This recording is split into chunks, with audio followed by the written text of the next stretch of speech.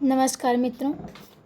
भारतेंदु युगीन निबंध और शुक्ल युग के पढ़ चुके हैं। हम क्लास दे चुके हैं और अभी आज है द्विवेदी युगीन निबंध। तो देखते हैं द्विवेदी युगीन निबंध द्विवेदी युग में कौन कौन से आते हैं। तो द्विवेदी युग में महावीर प्रसाद द्विवेदी जी आते हैं। इनका जन्म होता है 1864 ईस्वी में और मृत्यु 1938 ईस्वी में होता है। इनका निबंध है लेखांजलि, उपन्यास रहस्य, आगरे की शाही इमारतें, कालिदास के समय का भारत, दंडदेव का आत्मनिवेदन, भाषा और व्याकरण। देखिए, भाषा और व्याकरण इनका निबंध है। महाकवि भास, कवि और कविता महावीर प्रसाद द्विवेदी का निबंध है। महाकवि भास, महाकवि माघ का प्रभात वर्णन एक में है। महाकवि माघ का प्रभात वर्णन, दमयंती का चंद्रोपालंब, कवि बनने के लिए सापेक्ष साधन, म्यूनिसिपैलिटी के कारनामे, सुता अपराधे जनकस्य दंड, आत्मनिवेदन, प्रभात, नेपाल, नैषध चरित चर्चा, कालिदास की समालोचना, वैज्ञानिक कोश, संपत्ति शास्त्र, कौटिल्य कुठार, विक्रमांक देव चरित चर्चा, हिंदी भाषा की उत्पत्ति, नाट्यशास्त्र। तो देखिए, नाट्यशास्त्र भरत मुनि का भी है और नाट्यशास्त्र इनका निबंध है महावीर प्रसाद द्विवेदी का। वनिता विलास निबंध है। रसज्ञ रंजन, कालिदास और उनकी कविता। तो कालिदास पे इन्होंने कई निबंध लिखे हैं। तो कालिदास और उनकी कविता, सुकवि संकीर्तन, अतीत स्मृति। फिर है साहित्य संदर्भ। तो सुकवि संकीर्तन महावीर प्रसाद द्विवेदी का है। अतीत स्मृति 1924 में महावीर प्रसाद द्विवेदी का है। और अतीत स्मृति हम लोग शुक्ल युग में पद्मलाल पुन्नालाल बख्शी का भी पढ़े हैं। फिर है इनका अद्भुत आलाप, महावीर प्रसाद द्विवेदी अद्भुत आलाप इनका निबंध है। साहित्य लाप, आध्यात्मिकी, विदेशी विद्वान। तो ये महावीर प्रसाद द्विवेदी विदेशी विद्वान हो गए हैं।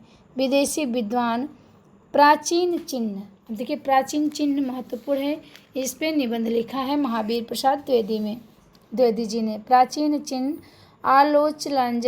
आलोचनांजलि, साहित्य सीकर, विचार विमर्श और प्रतिभा। तो एक बार देखते हैं फिर से इनका कौन कौन सा है। महावीर प्रसाद द्विवेदी महत्वपूर्ण है। तो महावीर प्रसाद द्विवेदी का है लेखांजलि। देखिए, इनका महावीर प्रसाद द्विवेदी का लेखांजलि भी है। और यहाँ नीचे देखिए हम पढ़े हैं अभी आलोचनांजलि, लेखांजलि, आलोचनांजलि महावीर प्रसाद द्विवेदी का है। तो लेखांजलि, उपन्यास रहस्य।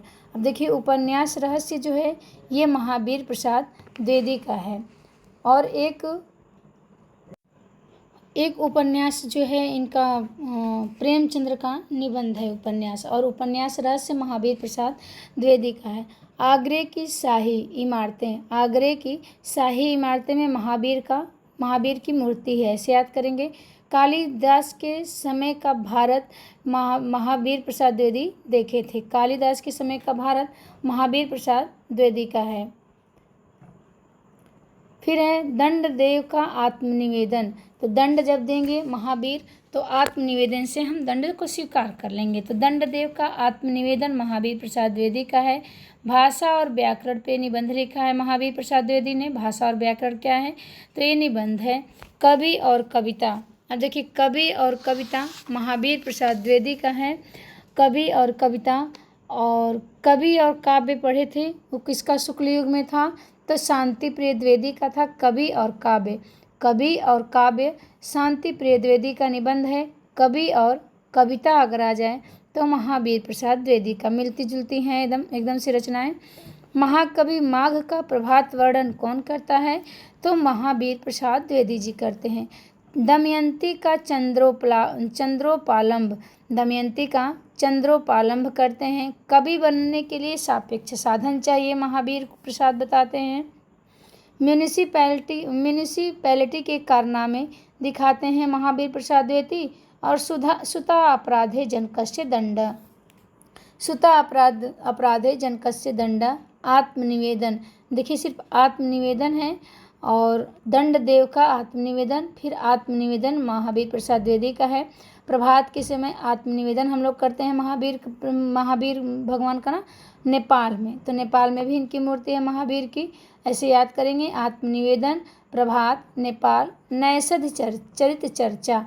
अब नैषध चरित चर्चा इन्होंने निबंध लिखा है। कालिदास की समालोचना भी किया है महावीर ने।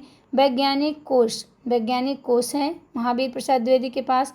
संपत्ति भी है, संपत्ति शास्त्र है। कौटिल्य कुठार, विक्रमांक देव चरित चर्चा। हिंदी भाषा की उत्पत्ति। अब देखिए हिंदी भाषा की उत्पत्ति, ये अगर विधा पूछे तो ये निबंध है महावीर प्रसाद द्विवेदी के। हिंदी भाषा की उत्पत्ति, और एक व्याकरण से था ना, भाषा और व्याकरण, हिंदी भाषा की उत्पत्ति, ये निबंध है महावीर प्रसाद द्विवेदी का। नाट्यशास्त्र भी निबंध है। वनिता विलास, रसज्ञ रंजन, कालिदास और उनकी कविता गाते हैं कौन? महावीर प्रसाद द्विवेदी। सुकवि संकीर्तन करते हैं महावीर का। अतीत स्मृति महावीर प्रसाद द्विवेदी का निबंध है। और शुक्ल युग में हमने पद्मलाल पुन्ना का पढ़ा था अतीत स्मृति, ठीक है। साहित्य संदर्भ महावीर प्रसाद द्विवेदी समझाएंगे। अद्भुत आलाप हम महावीर के सामने करेंगे। साहित्य में आलाप भी करेंगे, हमें साहित्य नहीं याद हो रहा है तो महावीर याद करा देंगे। साहित्य आलाप, अद्भुत आलाप। आध्यात्मिकी, अब हम अध्यात्म की ओर जा रहे हैं, महावीर के सामने जाते हैं तो आध्यात्मिक हो जाते हैं। विदेशी विद्वान है महावीर प्रसाद। प्राचीन चिन्ह पता है महावीर को, प्राचीन चिन्ह महावीर। आलोचनांजलि, साहित्य सीकर हैं। अब देखिए साहित्य आलाप किए तो साहित्य सीकर बना दिए महावीर प्रसाद द्विवेदी। विचार विमर्श और प्रतिभा। अब हैं बाल मुकुंद गुप्त। 1865 में इनका जन्म होता है। 1864 में किसका जन्म हुआ था? तो महावीर प्रसाद द्विवेदी का 1864 में। एक साल बाद 1865 में बाल मुकुंद गुप्त आते हैं। 1907 में ही चले जाते हैं। और इनका है शिव शंभू के चिट्ठे और खत। शिव शंभू के चिट्ठे और खत, दो ही निबंध लिखे हैं। कौन? बाल मुकुंद गुप्त ने। फिर है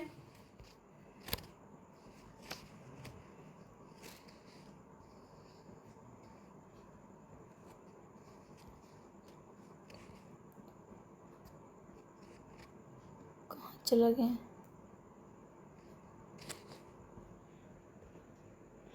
द्विवेदी युग के विषय में थोड़ा सा पढ़ लेते हैं, इतना छूट गया था, ध्यान नहीं दिए। हिंदी निबंध का द्वितीय उत्थान द्विवेदी युग में नागरी प्रचारी पत्रिका तथा सरस्वती के प्रकाशन से प्रारंभ होता है। तो ये भी हमें ध्यान देना है कि ये द्विवेदी युग कहाँ से शुरू होता है? द्विवेदी युग का आरंभ, तो हिंदी निबंध का द्वितीय उत्थान द्विवेदी युग में नागरी प्रचारी पत्रिका तथा सरस्वती पत्रिका के प्रकाशन से प्रारंभ होता है। द्विवेदी युग में उन सभी भावनाओं, विचारों, शैलियों और साहित्य विधाओं का विकास और प्रसार हुआ जिनका सूत्रपात भारतेंदु युग में हो गया था। क्या बता रहे हैं कि द्विवेदी युग में उन सभी भावनाओं, विचारों, शैलियों और साहित्य विधाओं का विकास और प्रसार हुआ जिनका सूत्रपात भारतेंदु युग में हो गया था। इस युग में विषय, शैली और विचारधारा की दृष्टि से विकास परिलक्षित होता है।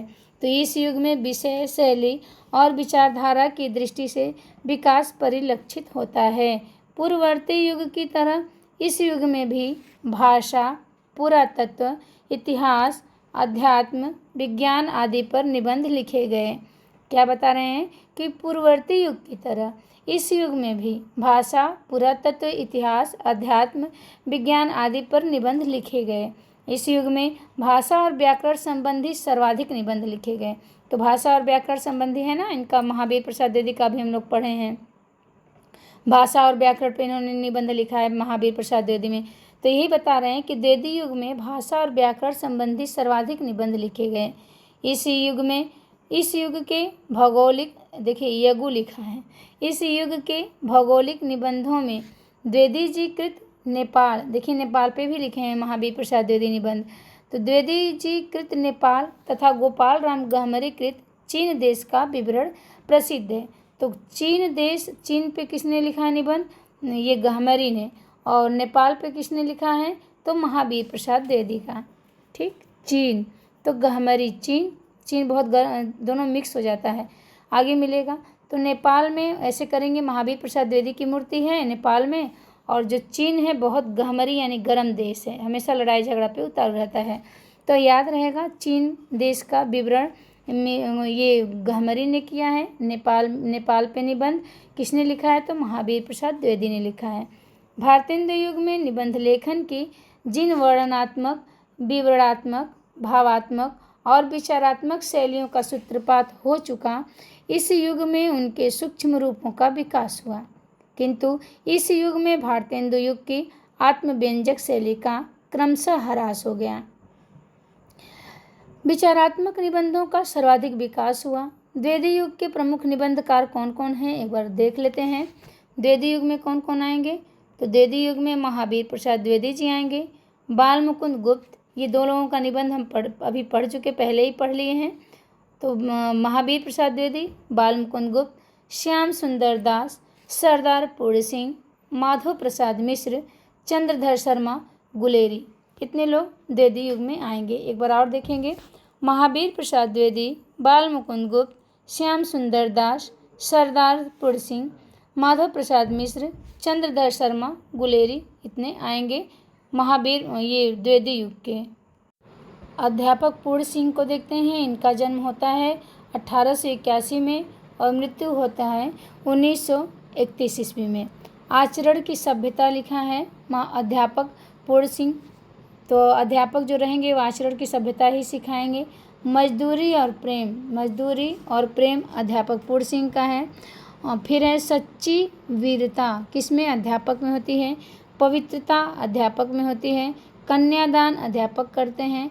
अमेरिका का मस्त कवि वाल्ट हिटमैन, अमेरिका का मस्त कवि वाल्ट हिटमैन भी अध्यापक पूर्ण सिंह के पास आता है। नैनों की गंगा बहती है अध्यापक से बिछुड़ने के बाद। और ब्रह्म कांति, तो ब्रह्म कांति भी अध्यापक पास कैसा है? तो ब्रह्म की तरह कांति है, ऐसे याद कर लेंगे तो याद हो जाएगा। और देखिए, आचरण की सभ्यता, मजदूरी और प्रेम, सच्ची वीरता, पवित्रता, कन्यादान, अमेरिका का मस्त कवि वाल्ट हिटमैन, नैनों की गंगा और ब्रह्म कांति। तो ये मजदूरी और प्रेम में है, एक पंक्ति आती है, पूछा जाता है, हैरीत यास्की की तन मन निसार करना, हैरीत यास्की की तन मन निसार करना मजदूरी और प्रेम में है। फिर चंद्रधर शर्मा गुलेरी, 1883 में इनका जन्म होता है, मृत्यु 1922 में। कछुआ धर्म, मारस मोहि कुठाओं, अमंगल के स्थान, विक्रमोर्वशीयम की मूल कथा। तो चंद्रधर शर्मा गुलेरी विक्रमोर्वशीयम की मूल कथा सुनते हैं गुलेरी जी। कछुआ धर्म निबंध है, मारस मोहि कुठाओं, अमंगल के स्थान पर मंगल, और विक्रमोर्वशीयम का मूल कथा।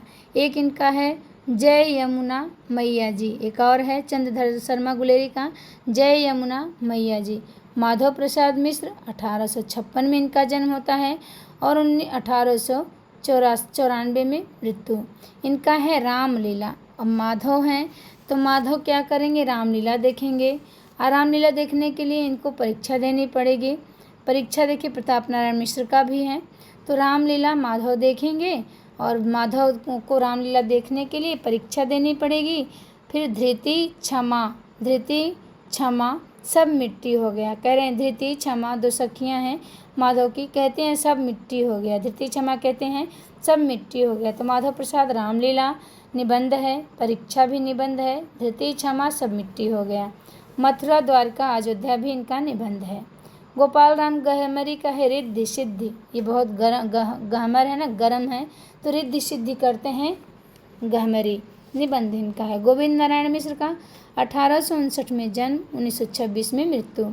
प्राकृत विचार, गोविंद क्या करते हैं, प्राकृत पे विचार करते हैं निबंध लिख के। विभक्ति पे विचार करते हैं कवि और चित्रकार। तो कवि और चित्रकार गोविंद नारायण के साथ मिलकर प्राकृत विचार, विभक्ति विचार करते हैं।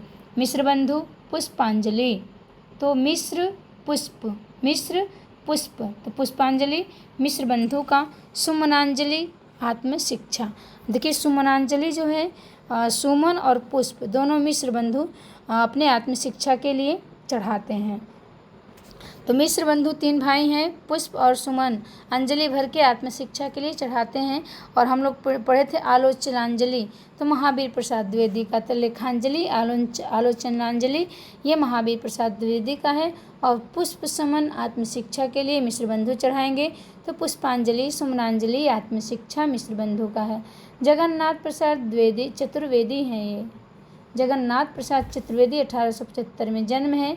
गद्यमाला, अब देखिए गद्य की माला जगन्नाथ प्रसाद चतुर्वेदी को चढ़ेगा।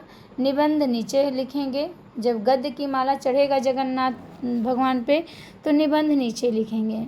और ब की बहार आ जाएगी, पिक्चर की पूजा होगी, अनुप्रास का अन्वेषण होगा। तो अनुप्रास का अन्वेषण, गद्य की माला, निबंध नीचे, ब की बहार, पिक्चर की पूजा, अनुप्रास का अन्वेषण, ये जगन्नाथ प्रसाद चतुर्वेदी का है। श्याम सुंदर दास 1875 ईस्वी में जन्म होता है, 1944 में इनकी मृत्यु। तो ये श्याम सुंदर दास भारतीय साहित्य की विशेषताएं बहुत सुंदर तरीके से लिखते हैं। भारतीय साहित्य की विशेषताएं समाज और साहित्य, कर्तव्य और सत्यता, साहित्य लोचन, फिर है कला का विवेचन, तुलसीदास, सूरदास, हमारी भाषा। निराला का देखिए काव्य है, तुलसीदास ने भी लिखे हैं, निराला का काव्य है। तो कौन कौन सा हुआ, सुंदर, श्याम सुंदर बड़े सुंदर तरीके से भारतीय साहित्य की विशेषताएं पे निबंध लिखते हैं। समाज और साहित्य को भी देखते हैं ये। समाज और साहित्य पे भी निबंध लिखते हैं। फिर कर्तव्य सत्यता, साहित्य लोचन, कला का विवेचन, तुलसीदास, सूरदास हमारी भाषा समझते हैं। सुंदरदास कहते हैं तुलसीदास, सूरदास हमारी भाषा समझते हैं निबंध की। तो ये निबंध हो गया। फिर है पदम सिंह शर्मा 1876 इनका जन्म है। ये निबंध लिखते हैं मुझे मेरे मित्रों से बचाओ, दयानंद सरस्वती मर गए, हिंदी के प्राचीन साहित्य का उद्धार हुआ, पद्म पराग प्रबंध मंजरी में संकलित निबंध है। तो ये सब कहाँ है, प्रबंध मंजरी में संकलित निबंध है। तो मुझे मेरे मित्रों से बचाओ निबंध लेके पदम सिंह शर्मा का भाग रहा है। दयानंद सरस्वती मर गए, हिंदी के प्राचीन साहित्य का उद्धार, पद्म पराग प्रबंध मंजरी में संकलित है। अब है महावीर प्रसाद द्विवेदी जी के विषय में देखते हैं। महावीर प्रसाद द्विवेदी के बहुसंख्यक निबंध परिचयात्मक या आलोचनात्मक टिप्पणियों के रूप में है। तो कैसे हैं बहुसंख्यक निबंध, इनके परिचयात्मक या आलोचनात्मक टिप्पणियों के रूप में है। उनमें आत्मव्यंजना का तत्व नगण्य है। महावीर प्रसाद द्विवेदी कहते हैं कि महावीर प्रसाद द्विवेदी के बहुसंख्यक निबंध परिचयात्मक या आलोचनात्मक टिप्पणियों के रूप में हैं और उनमें आत्मव्यंजना तत्व का नगण्य है। महावीर प्रसाद द्विवेदी के निबंधों को आचार्य शुक्ल ने बातों का संग्रह कहा है। महत्वपूर्ण हो जाता है, पूछा जा सकता है कि महावीर प्रसाद द्विवेदी के निबंध को किसने बातों का संग्रह कहा है, तो शुक्ल जी कहते हैं कि बहुत बतियाते हैं महावीर प्रसाद द्विवेदी, तो याद रहेगा। तो शुक्ल जी कहते हैं महावीर प्रसाद द्विवेदी के निबंधों को बातों का संग्रह बहुत बतियाते हैं महावीर प्रसाद द्विवेदी। पुरातत्व, साहित्य, पुस्तक परिचय, चरित्र चर्चा, आलोचना, विज्ञान आदि विषयों पर लिखे गए अपने विचारों को महावीर प्रसाद द्विवेदी ने लेख कहा है। महावीर प्रसाद द्विवेदी ने पुरातत्व, साहित्य, पुस्तक परिचय, चरित्र चर्चा, आलोचना, विज्ञान आदि विषयों पर लिखे गए अपने विचारों को क्या कहा है, महावीर प्रसाद द्विवेदी ने लेख कहा है। रसज्ञ रंजन है महावीर प्रसाद द्विवेदी का निबंध। महावीर प्रसाद द्विवेदी के निबंध संग्रहित है। रसज्ञ रंजन में महावीर प्रसाद द्विवेदी के निबंध संग्रहित है। तो पूछा जा सकता है कि महावीर प्रसाद द्विवेदी के निबंध कहाँ संग्रहित हैं, तो रसज्ञ रंजन में। म्यूनिसिपैलिटी के कारनामे निबंध में उनकी व्यंग्य शैली का रूप देखा जा सकता है। कवि और कविता द्विवेदी जी का समीक्षात्मक निबंध है। कवि और कविता कैसा है द्विवेदी जी का? तो समीक्षात्मक निबंध है। लॉर्ड बेकन के निबंधों का अनुवाद बेकन विचार रत्नावली नामक शीर्षक से महावीर प्रसाद द्विवेदी ने किया है। काशी नागरी प्रचारी सभा ने महावीर प्रसाद द्विवेदी को साहित्य सेवा से प्रभावित होकर आचार्य की उपाधि प्रदान की है। तो पूछा जाता है कि आचार्य की उपाधि महावीर प्रसाद द्विवेदी को किसने दिया है? तो काशी नागरी प्रचारी सभा ने। साहित्य से प्रभावित होकर द्विवेदी जी के कुछ निबंधों की महत्वपूर्ण पंक्तियां देखते हैं। स्त्रियों को निरक्षर रखने का उपदेश देना समाज का अपकार और अपराध करना है। क्या कहते हैं महावीर? स्त्रियों को निरक्षर रखने का उपदेश देना समाज का अपकार और अपराध करना है, समाज की उन्नति में बाधा डालना है। अर्थ सौरस्य ही कविता का प्राण है। क्या है? अर्थ सौरस्य ही कविता का प्राण है। कवि का काम न तो शिक्षा देना है न दार्शनिक तत्वों की व्याख्या करना। कवि का काम न तो शिक्षा देना है न दार्शनिक तत्वों की व्याख्या करना।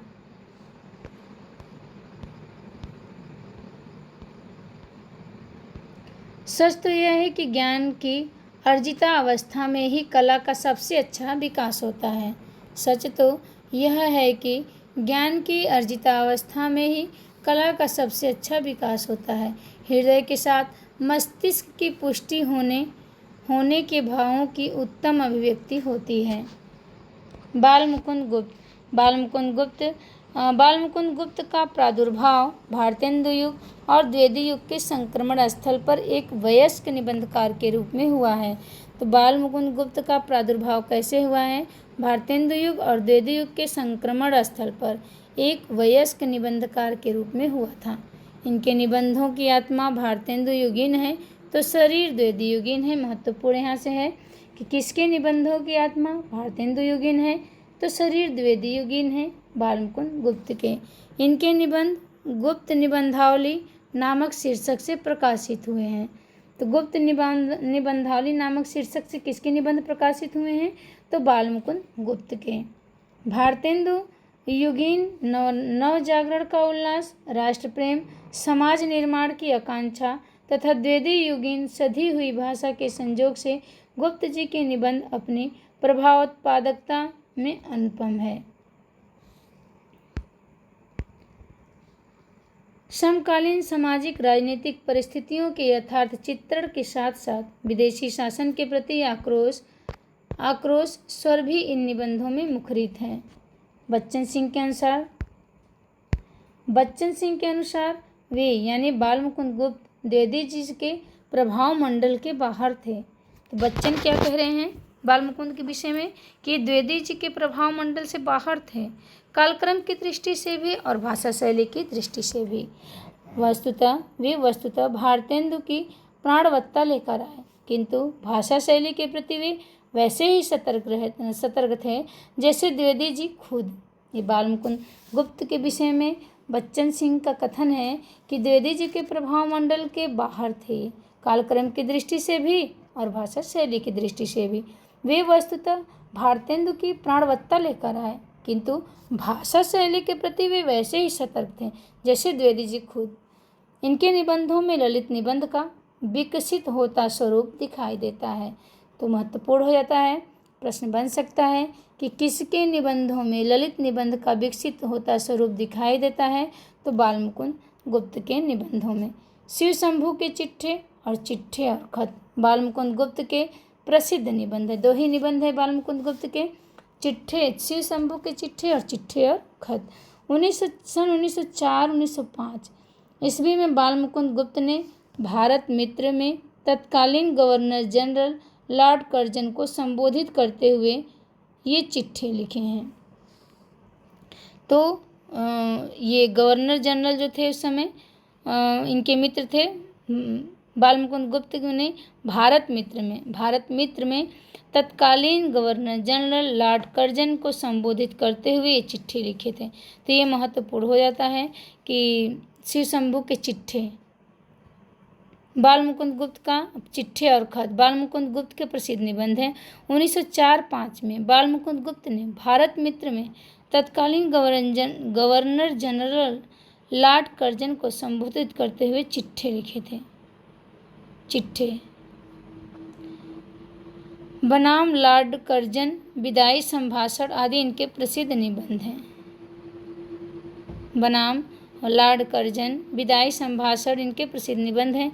इन निबंधों में देशभक्ति की भावना तथा गहरी विचारात्मकता का समावेश दिखाई देता है। इनका महत्वपूर्ण उद्धरण है, बड़ी धूम से टेसू आए, लड़के लाड़ी साथ लगाए, होगा दिल्ली में दरबार, सुनकर चौक पड़ा संसार। बाल मुकुंद गुप्त ने आत्माराम नाम से महावीर प्रसाद द्विवेदी के निबंध भाषा और व्याकरण में प्रयुक्त अस्थिरता शब्द की आलोचना की है। तो बाल मुकुंद गुप्त ये जो लिखे हैं महावीर प्रसाद द्विवेदी भाषा और व्याकरण निबंध, पहले तो जानिए कि भाषा और व्याकरण किसका निबंध है, तो महावीर प्रसाद द्विवेदी का है। इसमें कोई एक शब्द था अनिस्थिरता, उसी शब्द की आलोचना बाल मुकुंद गुप्त ने आत्माराम नाम से किया था। आत्माराम आलोचना की, अपना नाम नहीं रखा, आत्माराम नाम से आलोचना किया था। अनिस्थिरता शब्द को लेकर भाषा और व्याकरण से उठाया। तो इसके जवाब में द्विवेदी जी ने क्या लिखा, स्वर्ग नरक ठिकाना नहीं। मतलब कि अनिस्थिरता शब्द को तुम लेकर अगर आलोचना कर रहे हो तो तुमको स्वर्ग में नरक में कहीं ठिकाना नहीं मिलेगा, हम लोग अपने भाषा में बोलते हैं। तो वही द्विवेदी जी जवाब दिए, लेकिन किस नाम से, कल्लू अल्लाहित नाम से, कि ये जान न पाए कल्लू अल्लाहित। अब अनिस्थिरता शब्द संबंधी विवाद में गोविंद नारायण मिश्र ने हिंदी बंगवासी में आत्माराम की टेटे, क्योंकि आत्माराम से नहीं लिखा, अनिस्थिरता शब्द की आलोचना किया था ना, तब उसी शब्द को लेकर गोविंद नारायण क्या कहते हैं, गोविंद नारायण मिश्र हिंदी बंगवासी में आत्माराम से जो लिखे थे तो उसको टेटे कर दिए आत्माराम को। तो आत्माराम की टेटे नामक निबंध लिखकर महावीर प्रसाद द्विवेदी का समर्थन किया। अब महावीर प्रसाद द्विवेदी बाल मुकुंद के बारे में लिखते क्या हैं कि अच्छी हिंदी बस एक ही व्यक्ति लिखता है। यही तो बड़े लोगों की महानता है कि इनकी आलोचना की है अनिस्थिरता नाम से, अनिस्थिरता शब्द को लेकर आत्माराम नाम से, और फिर गोविंद नारायण मिश्र ने आत्माराम के टेटेज लिखकर इनका समर्थन किया द्विवेदी जी ने। फिर महावीर प्रसाद द्विवेदी बाल मुकुंद के बारे में कितना अच्छा लिखते हैं कि अच्छी हिंदी बस एक ही व्यक्ति लिखता था, बाल मुकुंद गुप्त। वे अपनी निबंध शैली और शिल्प में व्यंग्यात्मक मुद्रा अपनाते हैं, लेकिन अपने आंतरिक स्वरूप में मूल्यपरक हैं और पूरी तरह से आत्माभिव्यंजक।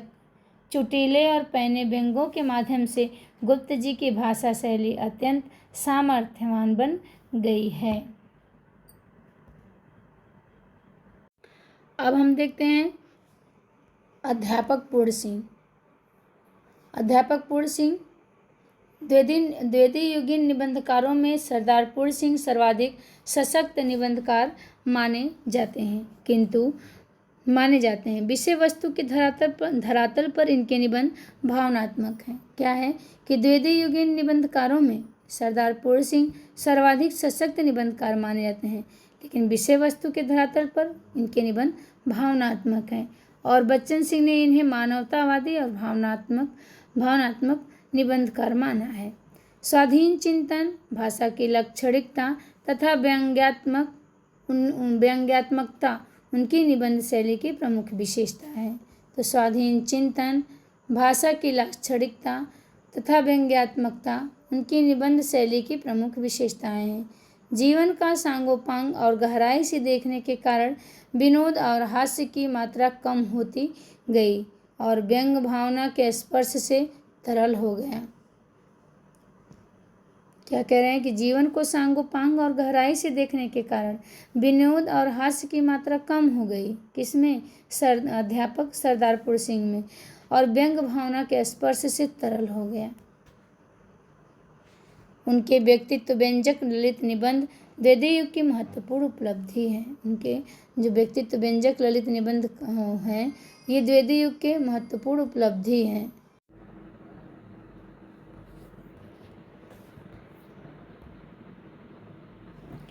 उनके व्यक्ति व्यंजक ललित निबंध द्विवेदी युग की महत्वपूर्ण उपलब्धि है।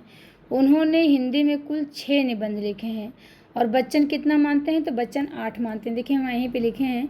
तो उनकी व्यक्ति व्यंजक ललित निबंध द्विवेदी युग की महत्वपूर्ण उपलब्धि है और इन्होंने हिंदी में कुल 6 निबंध लिखे हैं, लेकिन बच्चन 8 मानते हैं। इनके महत्वपूर्ण निबंधों की कुछ पंक्तियां निम्नलिखित हैं। मजदूर का ऋण तो परस्पर की प्रेम सेवा से चुकता होता है, अन्न धन से नहीं। मजदूर का ऋण तो परस्पर की प्रेम सेवा से चुकता है, अन्न धन से नहीं। सभी देशों के इतिहासों से सिद्ध है कि निकम्मे पादरियों, मौलवियों, पंडितों और साधुओं का दान के अन्न पर पाला हुआ ईश्वर चिंतन अंत में पाप, आलस्य और भ्रष्टाचार में परिवर्तित हो जाता है। क्या कहते हैं?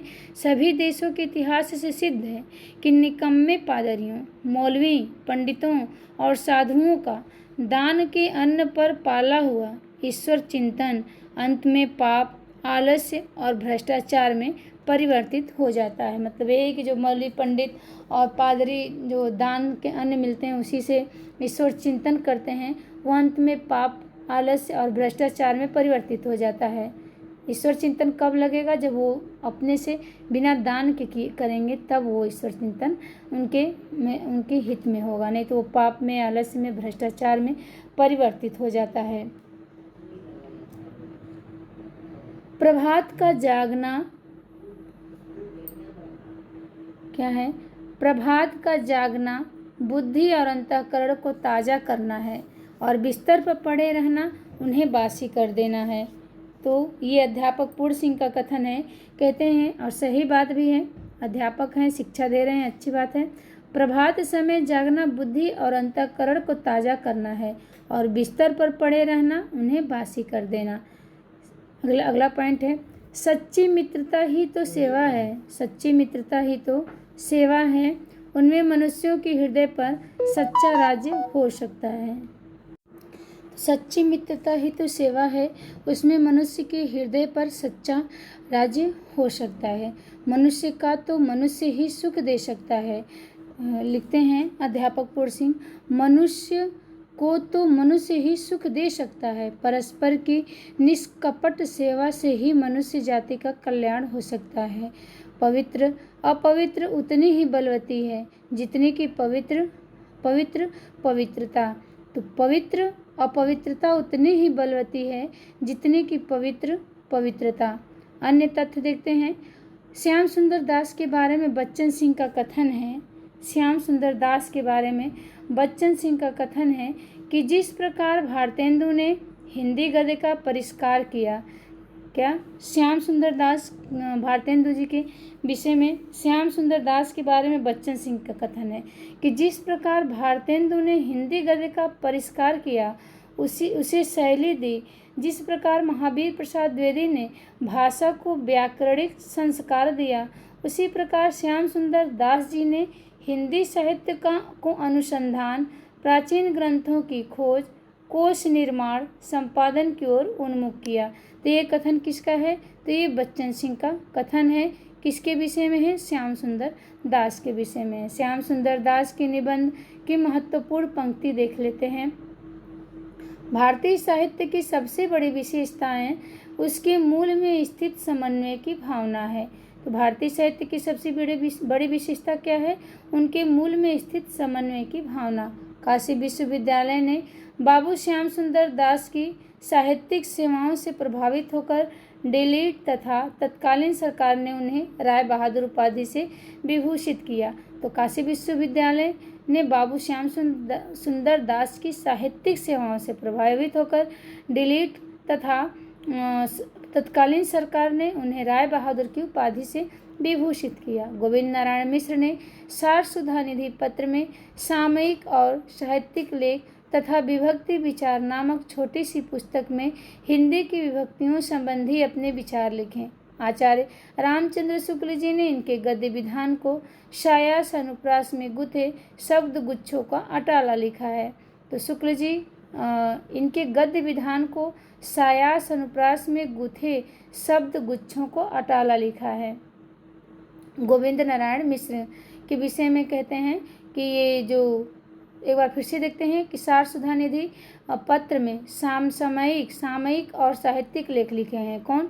गोविंद नारायण मिश्र।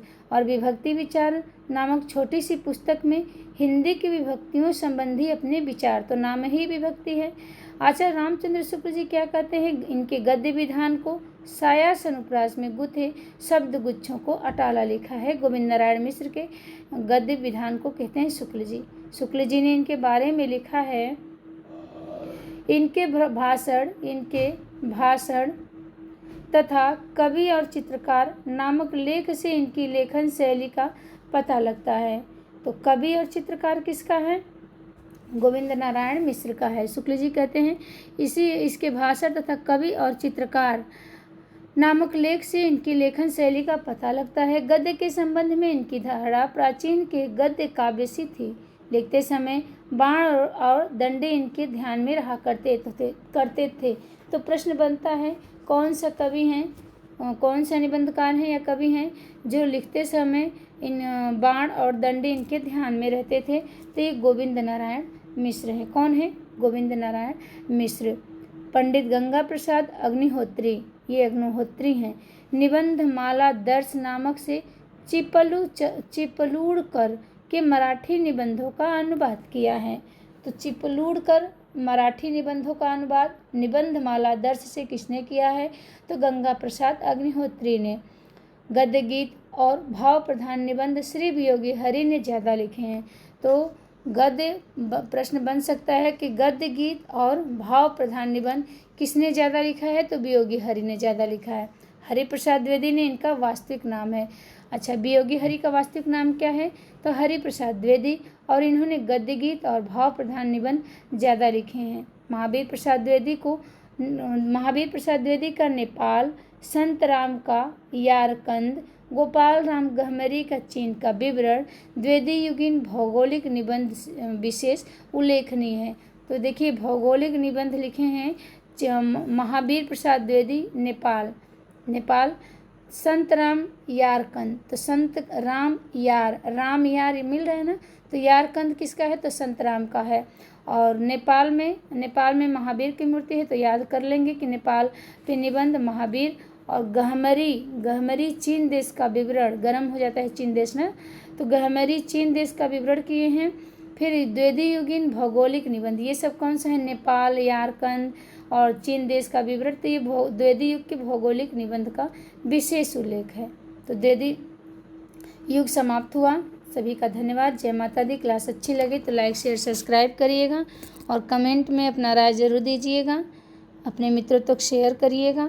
धन्यवाद मित्रों। जय माता दी। मिलते हैं अगले क्लास में।